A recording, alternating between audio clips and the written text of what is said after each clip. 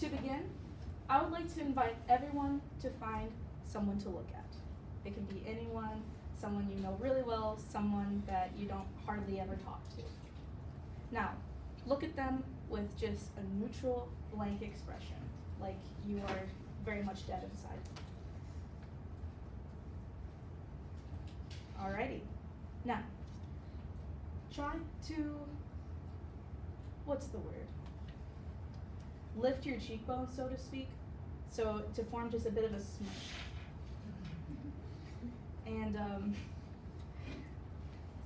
And feel free to also like lift the eyebrows just to have like a more welcoming expression. All right, I feel a lot of awkwardness in the room, but the point of this exercise was created by Robin D. Clark from this article, Smile a While.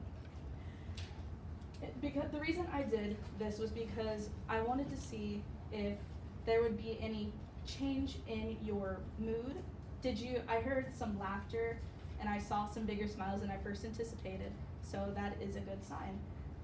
Maybe we didn't realize it right away, but it turns out that actually sent some good feeling, what's the word? It is epidermis. We'll get to that in a minute. But this topic has sparked my interest right from the get-go. It seems so normal to me to see people smiling all the time for many different reasons. And when I started to learn more and research more on this topic, I realized that it was really underrated and that there are so many things that go into a good smile. Today, I would love to persuade you to believing that smiling and laughing have many great benefits related to your physical, emotional, and overall well-being of your body. So let's see how smiling affects our everyday life.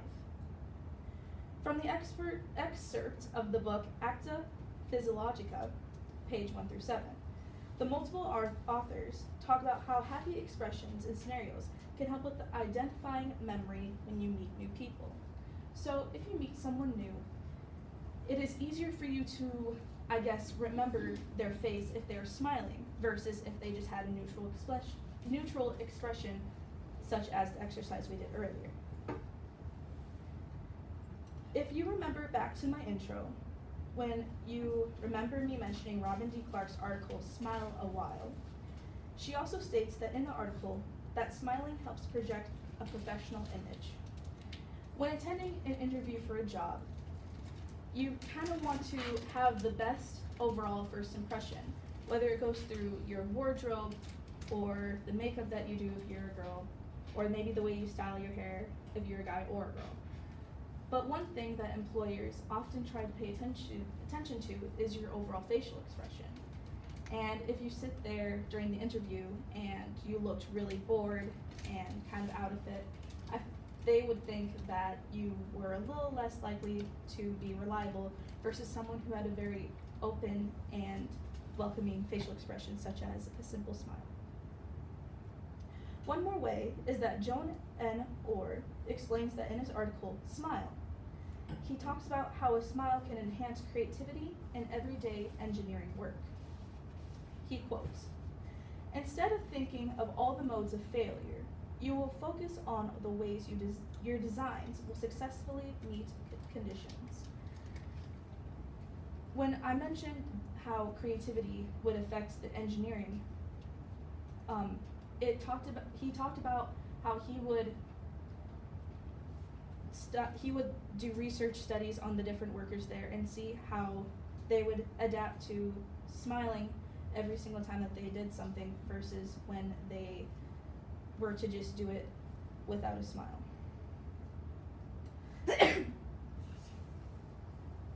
I think that it is time to mention this next piece is long overdue. What thing is very closely related to the smile? Laughter. In Laughter Makes All Things Possible, the article written by Tony Hart, he mainly talks about how his experience of going to laughter yoga. Now you're probably thinking, what in the heck is laughter yoga? He didn't know quite at the time either. But laughter yoga is a little class of a group of people where they do exercises related to yoga, but they also laugh during it. They start off as a fake laugh, and it feels very uncomfortable at the time. But when they're looking around and seeing other people's fake laughs, it then turned into a chuckle because they realized what they were doing felt kind of weird, and I guess you could say dumb.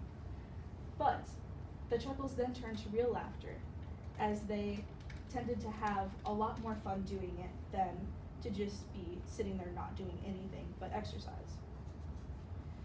It turns out that this is actually great for your heart, lungs, and other organs, along with decreasing stress and releasing feel-good endorphins. He summarizes with the quote, "Laugh and the whole world laughs with you." They really knew what they were talking about. He says this because he didn't realize that his experience would be so fun and be such a life-changing experience for him. Some other ways of talking about a smile is why babies smile. Now, I love babies, and I love seeing them chuckle and smile. And I always thought that I was the one being funny, either playing peekaboo or something like that. But it turns out that they actually laugh to make you laugh. But here's the thing. They don't try to laugh as much because they want to, I guess you could say, try and create laughter for other people. This was a little bit weird for me to comprehend at first, but it just turns out that babies want to make others laugh before themselves. Another reason to smile is because they did another research study where they put chopsticks in the mouths of 170 different people. This was a huge research study, and it turned out that the muscles in your mouth from the chopstick tended to make a more realistic smile, because they would do a fake smile at first and then it would turn into a real smile. Again, a little hard for me to comprehend at first the different research studies. In conclusion, I hope that you may consider how life-changing just this simple but powerful gesture can be. So the next time that you see a baby smiling back at you, you want to boost your memory binding skills, or simply want to relieve stress, just think about all these things all tie into one little gesture. Thank you.